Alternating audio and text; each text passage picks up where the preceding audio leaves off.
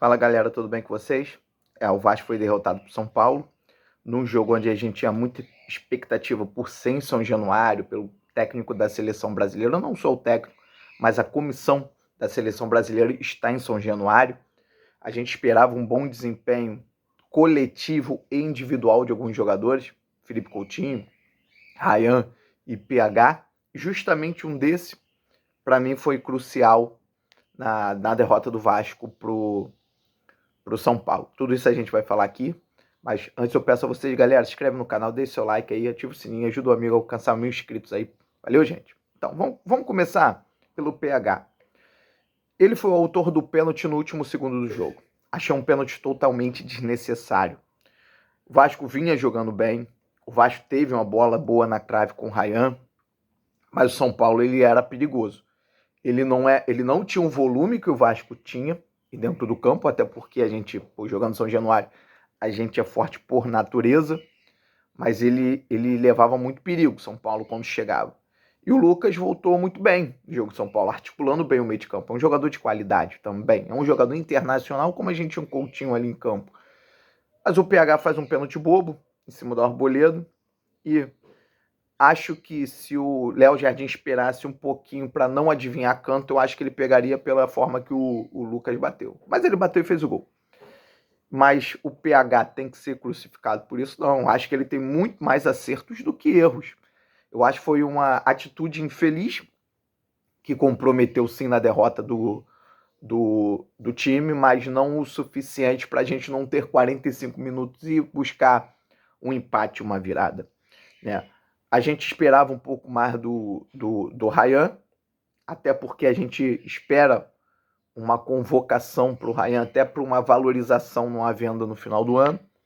Mas o gol dele não veio, a bola bateu na trave. Não sei se o que o Lancelotti viu dele e do Coutinho nesse jogo vai ser suficiente para convocá-los. Porém, o Coutinho ele não tem mais nada o que se provar. A questão do Coutinho, você está bem fisicamente, você está jogando, está com números bons, você tem que ir. Independente de quantos treinos ele tenha feito na seleção. É jogador mundial, gente. Foi a segunda contratação mais cara do Brasil, do mundo. Então não tem o que questionar. É questão de gostar ou não gostar dele na seleção, simples assim. Agora, como um todo, eu acho que assim, eu não vou caçar vilões nessa derrota de 2-0. Mas assim, querendo ou não, tem que ter um culpado. E eu acho que esse culpado nesse jogo foi o Fernando Diniz, porque na minha concepção, não basta só você empilhar atacantes, e por mais que atacantes tenham qualidade igual do Vasco hoje, eu acho que aí não mora o X da questão. Eu acho que passa muito mais por quem vai conseguir conduzir a bola e jogar essa bola dentro da área. Porque hoje o Vasco criou uma expectativa que é muito mais fácil a gente ganhar, empatar jogos com uma jogada trabalhada, não com bola alçada na área. Principalmente bolas alçadas na área de cruzamentos longos. Porque se a gente for ver, o PH ele não tem aquela assertividade alta nem para botar o cara para fazer gol. Jogar a bola na direção do jogador, ele não tem essa assertividade alta. Ele tem mais na bola rasteira do que alçada. E quando você alça a bola longe, uma bola esticada, que flutua muito, cara, vai favorecer a zaga adversária. Principalmente uma zaga que tem uma Arboleda. E o Alan Franco, né, o nome do outro, que estava muito bem. Então, assim, eu acho que a estratégia foi errada, o modus operandi foi errado. Eu acho que o Diniz errou em tirar o Barros. Eu acho que ele deveria manter o Barros, fazer uma linha de 3 zagueiros ali no meio de campo e povoava o ataque com os jogadores que tinha. Porque, do mesmo jeito que ele tem um pensamento de falar pro Andrés Gomes virar lateral, por que ele não tem o mesmo pensamento para falar, Coutinho, agora você é atacante? Porque o Coutinho chuta bem. Ele sabe deslocar um goleiro, ele tem drible, pode receber um pênalti, uma falta cavada na entrada da área. Mas por que você só tem que empilhar atacantes? Ah, atacante tem um chute melhor. Nem todos os atacantes têm um chute melhor. Eu não acredito que o David, gosto do David, tá? Não tô criticando o futebol dele achando que ele não presta pro Vasco, não é isso. Eu não acredito só que o David tem uma consciência de chute melhor do que a do Coutinho. O Coutinho, ele preza mais pela qualidade no chute na direção do gol. O David é um pouco mais de força. Então, assim, o empilhar de atacante não quer dizer que essa bola vai chegar com qualidade. Aí você bota o Matheus França. O Matheus França, Eu achei uma boa contratação. Só que eu também achei uma contratação muito cara e ele não consegue render no Vasco. Ele já tem tempo hábil para ter entregado um jogo melhor. E ele não consegue. E nesse jogo contra o São Paulo, ele ficou um pouco mais de tempo do que o habitual e dentro do campo. E o preciosismo dele quase custou um gol. Numa bola na linha na nossa defesa. Ele foi fazer o papel do Coutinho, mas a qualidade é muito diferente. Esses jogadores têm que ser objetivo, não subjetivo. O Coutinho ele pode ser subjetivo, ele pode jogar o corpo para um lado e para o outro, porque ele tem qualidade de se desvencilhar dos atacantes adversários, quando ele está na defesa.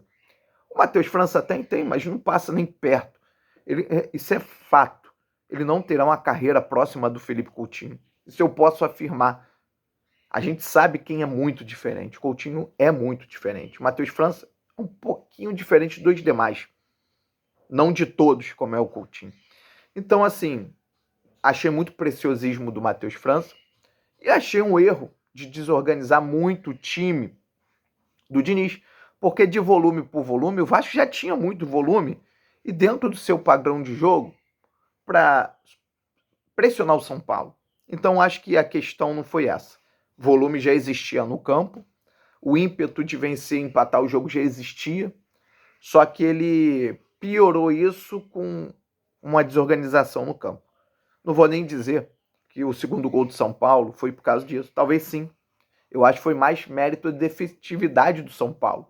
E o São Paulo contou com um dia, né, uma noite, uma tarde, absurda do goleiro deles.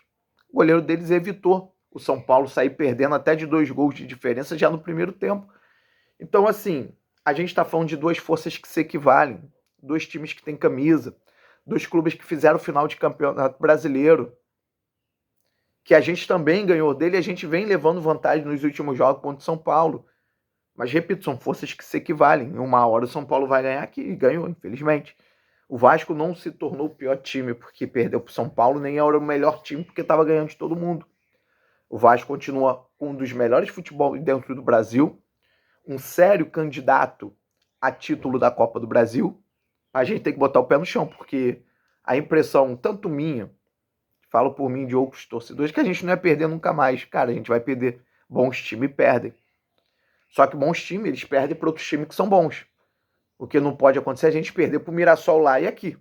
Isso que não pode acontecer. Nesse clássico, contra o Botafogo, tudo pode acontecer. Mas nosso momento tem que se prevalecer para a gente chegar grande na final da Copa do Brasil. Então, assim, eu acho que não tem terra arrasada, não tem vilões. Simplesmente foi uma derrota do futebol que acontece. Mas a gente só não pode acostumar que é só mais uma derrota e depois a gente vai buscar o resultado. Não.